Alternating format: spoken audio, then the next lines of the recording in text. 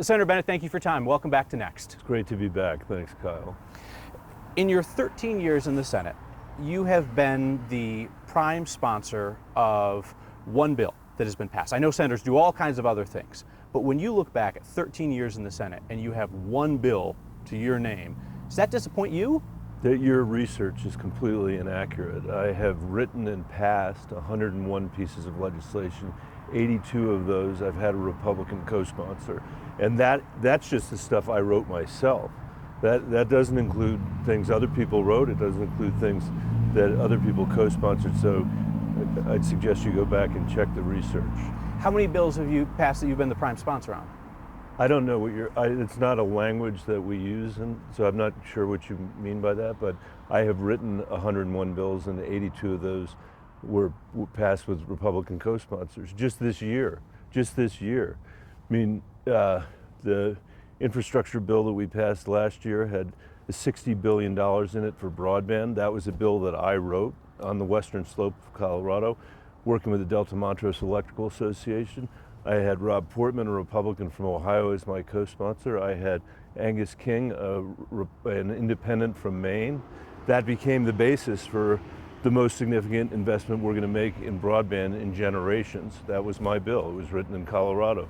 The money in the bipartisan infrastructure bill for forestry, $5 billion, based on my Outdoor Restoration Partnership Act. Another $5 billion in the Inflation Reduction Act for forestry as well.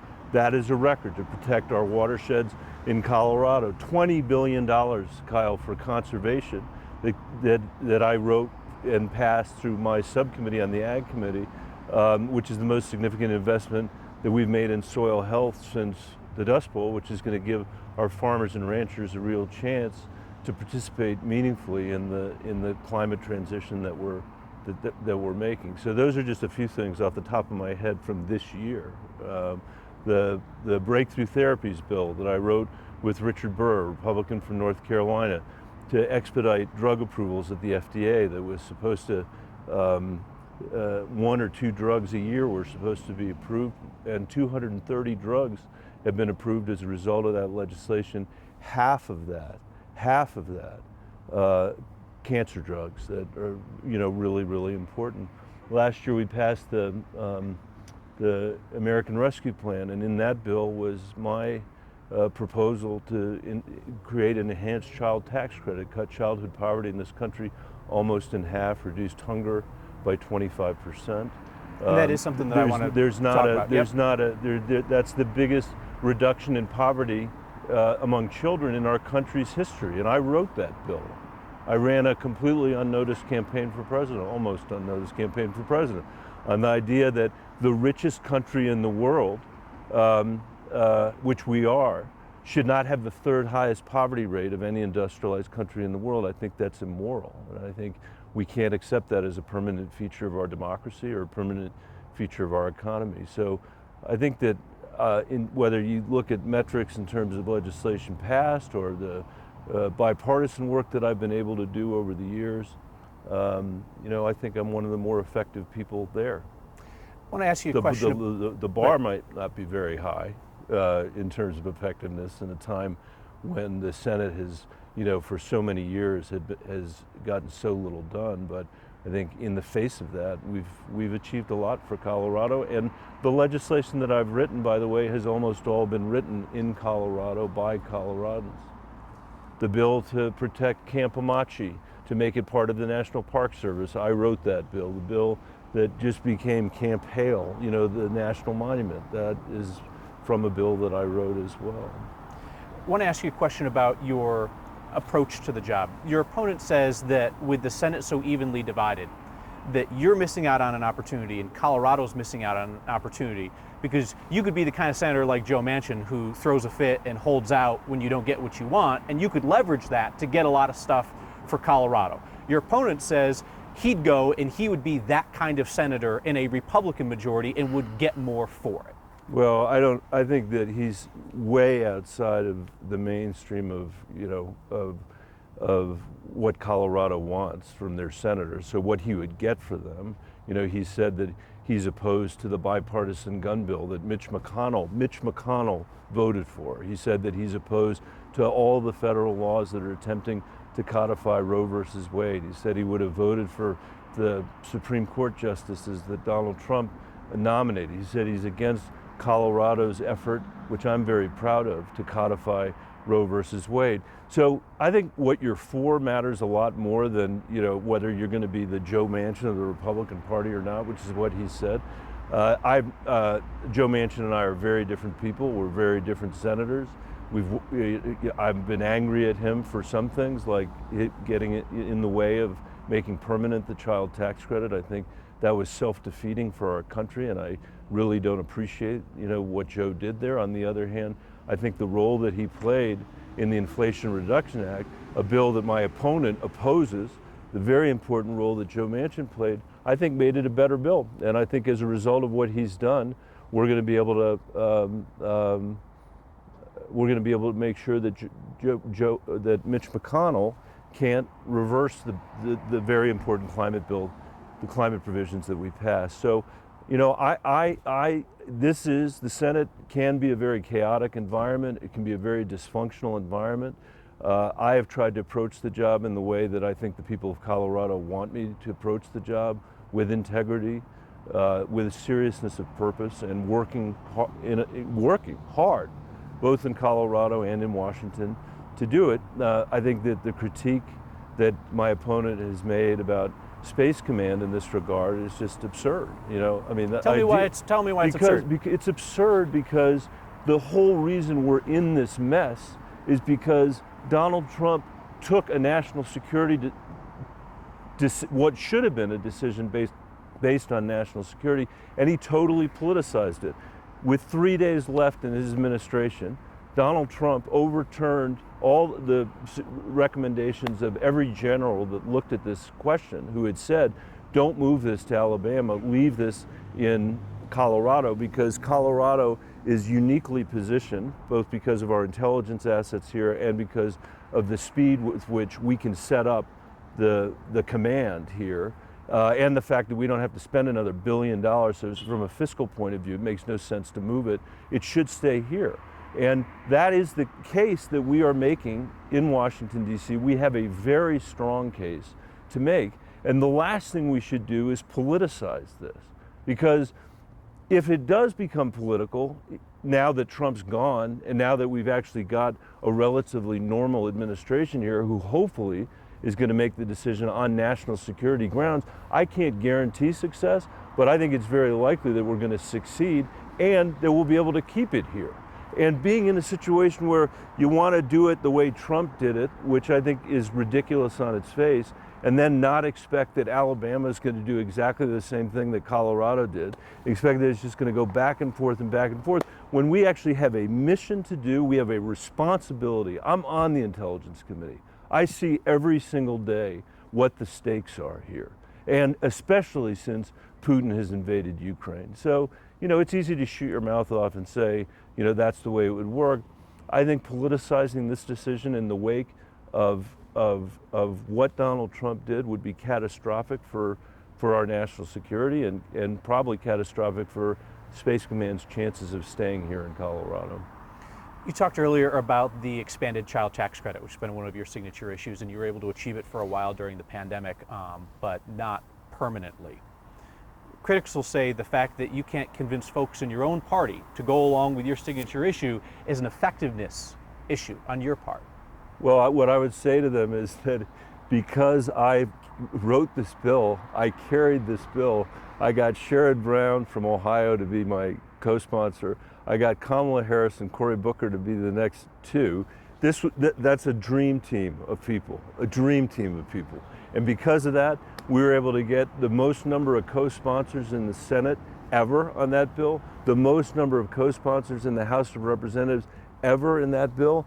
And despite all odds, we actually were able to pass it and cut childhood poverty, as I said, almost in half, cut hunger by a quarter. There's not a, you know, that's the biggest reduction in childhood poverty ever in the United States of America. What does it tell you that you got to implement it? People got to see it, and you still can't get exactly. it permanently. What does that tell you? It tells me that I didn't convince Joe Manchin, one person One person. And you're right, I didn't convince Joe Manchin. And we have, I believe, a principled disagreement about this. I think he's dead wrong, and I think the evidence of what happened, which is that people were not disincentivized from working, but totally unsurprisingly to me, they stayed at their jobs. They were able to pay for a little extra child care. They were able to pay for rent. They were able to buy school clothes for their kids. And what I heard from moms, mostly moms, was the stress that was relieved from them in an economy that even before they were facing the inflation they're facing today, where they couldn't afford housing or health care or higher education or early childhood education, because for 50 years we've had an economy in America and in Colorado that's worked really well for the top 10% and hasn't worked for anybody else. The least we could do is extend this. And by the way, it wasn't just the child tax credit either. That's Bennett Brown. Brown Bennett is the earned income tax credit enhancement. Taken together, those are the two biggest tax cuts for working people in generations. And I'm proud to have written them. And I'm sorry Joe Manchin didn't see it the way that he did. But I haven't given up. I've been working with Mitt Romney for months to see if we can create a bipartisan version of the tax credit, which wouldn't be everything I want, but might allow us to move it forward. And again, in the richest country of the world, we can't tolerate these levels of childhood poverty. I think we should end childhood poverty in this country. There are a significant number of economists who think that the American Rescue Plan, which you supported, helped get our economy out of the ditch faster than other countries, but also contributed to the inflation that Coloradans and other Americans are experiencing right now. Former President Obama's chief economic advisor, Larry Summers, said that he thinks that the consequence of this will be to, quote, bring on the next recession sooner than we otherwise would have had it. Knowing what you know now, the pros and the cons, you still think the American Rescue Plan was the right thing to do? I think it was the right thing to do. I mean, it was really important at a moment when we were in the depths of COVID, when 30,000 Coloradans faced the prospect of being evicted from their homes, that were not evicted from their homes as a result of that bill. Again, I'm not going to go through the child tax credit again, but that was a part of that bill, a modest part of that bill. The fact that across the country, law enforcement officers who otherwise would have been laid off weren't laid off because local communities were able to backstop their budgets. I mean, I think all of that is really, really important. Did you expect the inflation? Was that just part of the cost of doing it? Look, I agree that Larry Summers said what he said, and so credit him for predicting that. It's really hard to predict these kinds of things. I mean, I think in retrospect, total Monday morning quarterbacking, I think the Federal Reserve kept rates too low for too long. They were at zero for too long. I think the quantitative easing was too broad. I've had this conversation with the Federal Reserve Chair. I think one of the unintended effects of that intervention in our economy has been dramatically rising real estate prices because of the stock market last year going through the roof, in part because of the Fed intervention. And I think the other thing that's really important, to understand about this is that it's a global phenomenon. I mean, we are facing, as you know, basically the same inflation rates that they're facing in Canada, basically the same inflation rates that they're facing in Europe and in the UK and in India for that matter. And the reason is because we've had, this recovering economy out of COVID.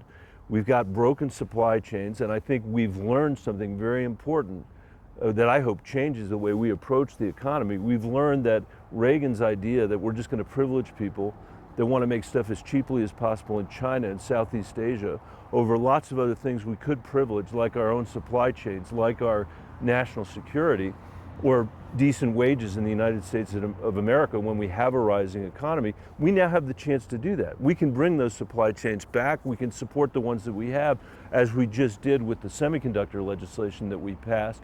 But the second piece of this, of course, is oil prices, which were a couple years ago $20 a barrel because we were at the depths of the COVID recession.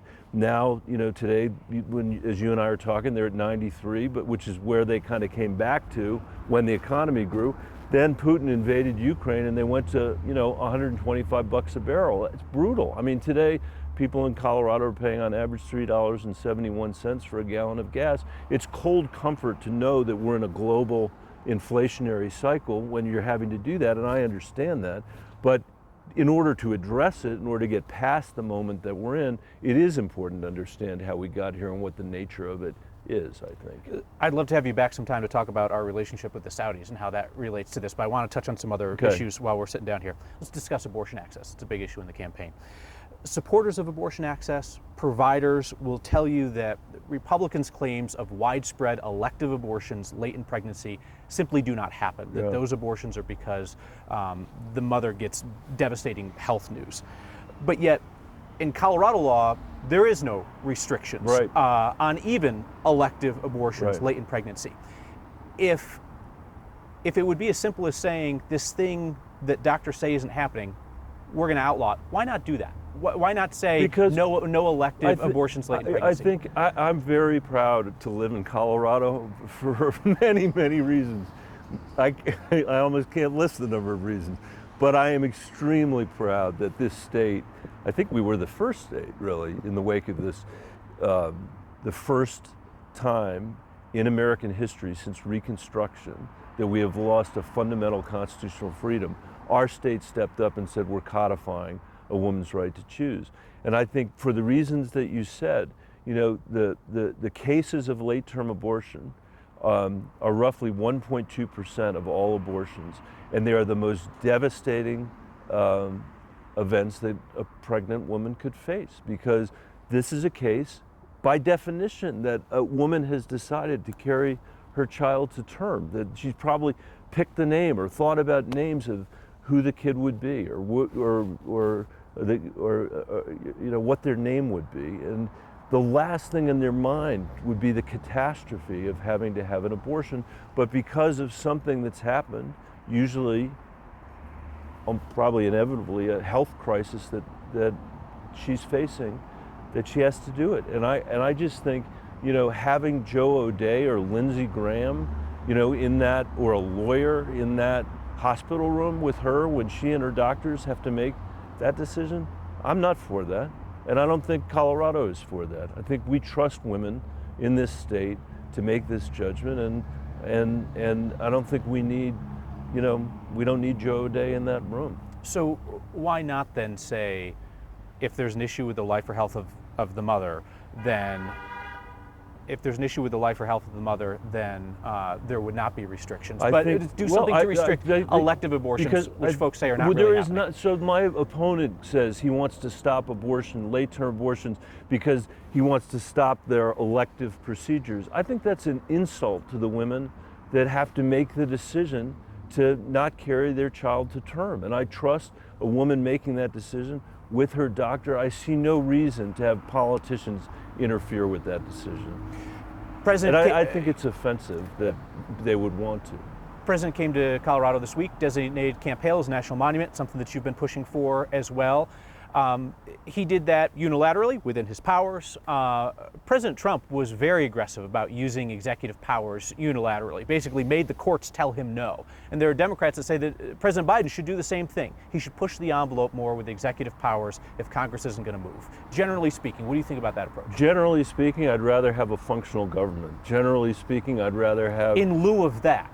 What? In lieu of a functional government. No, but I'm saying, no, we need a functional government. We can't accept the rubble that this generation of American politicians has created. You know, it suits Mitch McConnell's purposes to have the rubble, because all he's trying to do, whether Trump's there or Trump's not there, all he's really trying to do is put right-wing judges on the courts and occasionally cut taxes for the wealthiest people in the country and let it trickle down to everybody else. That's basically his agenda. In fairness to him, there are a couple things that he did vote for this year, like the infrastructure bill. But the point I'm making is he doesn't have some broad agenda that he's trying to get accomplished.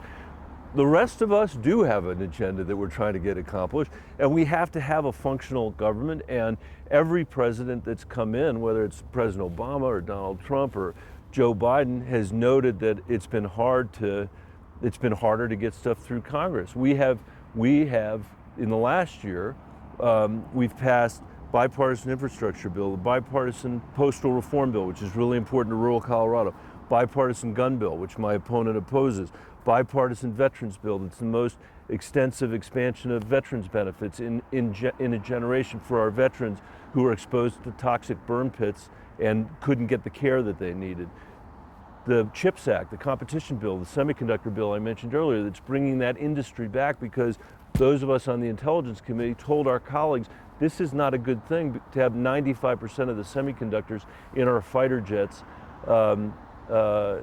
made in Taiwan, 110 miles off the coast of mainland China. And then a bill that didn't get bipartisan support, but is a bill that's really popular in Colorado, I think, the Inflation Reduction Act, which caps drug prices for seniors and is the most significant climate legislation that's been passed on planet Earth. You know, maybe it's beginning to work again. And the reason I had the president out this week was that we can't get any public lands bills passed because the national Republicans won't support them. The CORE Act is my bill, broadly supported by Republicans and Democrats all over the western slope of Colorado, by the county commissioners, Republicans and Democrats in the counties that the CORE Act touches for those parts of the CORE Act. And I thought, finally, you know, with unfortunately, the 10th Mountain Division veterans not getting any younger, literally dying, that it was really important for us to get this done. And I was grateful that the president was willing to come here and do it. I think there is no bill, no public lands bill in Colorado, I don't think ever, that's had the public process that we've had here. And I think it's important to understand that contextually. I want to be respectful of your time. I have two more questions. One of them I think is a yes or no question. So President Biden turns 80 in November. You get more up close and personal time with the president than most Americans do. Do you have any concerns about his physical or mental ability to do the job for another 6 years? I don't. No, I just spent an hour with him on the way to Camp Hale from the Eagle Airport, and he's obviously going to have to make that judgment himself. But I think, you know, I'm very grateful as an American, and I honestly, not as a Democrat, as an American, and not as a senator, but as a citizen of Colorado, I'm extremely grateful that he ran for president, because I think he was the only American out of 330 million people who could have beaten Donald Trump. And I think it would have been catastrophic for our country if Donald Trump had been reelected president. And I think if Joe Biden decides that he's up to it and decides that he's going to run again, I think he'd beat Donald Trump again, and we need to. If he asked you whether he should run again, what would you tell him? I'd tell him it's up to him. He's earned that right. There's nobody else who's proved they can beat Donald Trump. Political parties have gotten involved in each other's primaries for years and years. That's not a new thing. You try to boost a candidate, you think it's going to be easier to beat in the general election. And Democrats did that in the Republican primary to face you. They boosted a guy who was an election denier, who urged foreign governments to intervene to keep President Biden out of the White House. They boosted him thinking it would be easier for you to beat him. And in Colorado, former Governor Romer and former Senators Udall and Hart and Wirth have all come out to say that what your party did, what their party did, was dangerous to democracy, elevating election deniers. Do you agree with that? I don't like it. I don't like it. And I don't like the fact that there's a racist billionaire in Wyoming who's funding a super PAC to the tune of $4 million for my opponent in this race. I strongly believe that this all should go away, that we should reform the way our political system works. We should get this dark money out of our politics. And it's the reason why when Tom Udall wrote a bill to write a constitutional amendment to overturn Citizens United, I was the first person to sign on to that. I think we should pass the Disclose Act. I think we should clean up our system. It doesn't work well. And I will say that I think for those who thought that, somehow there was one person in that race who was an insurrectionist, and I will grant you that my opponent in this race was not there on January 6th. But he has said that Donald Trump bears no responsibility for January 6th. He has said that he opposes Colorado's law codifying a woman's right to choose. He opposes the bipartisan gun bill that Mitch McConnell voted for. He opposes he couldn't find anything to like about a bill that caps drug prices for seniors at $2,000, that requires Medicare for the first time in the country's history to negotiate drug prices on behalf of the American people, that caps insulin costs at $35, that he thinks that the President Biden shouldn't have come out here and done the Camp Hale bill that, or National Monument you and I were just talking about. I don't think those positions are middle of the road positions in Colorado. You did a splendid job of making that about your opponent, but my question was about what your party did and whether you agree with Democratic luminaries in Colorado who think that it wasn't just distasteful, but it was dangerous to try and boost an election denier in Colorado just because it would be easier for you to beat him. I don't know if it was dangerous. I don't think it's something that we should be doing, and I think that we should reform the system so we don't do it. That's what I think.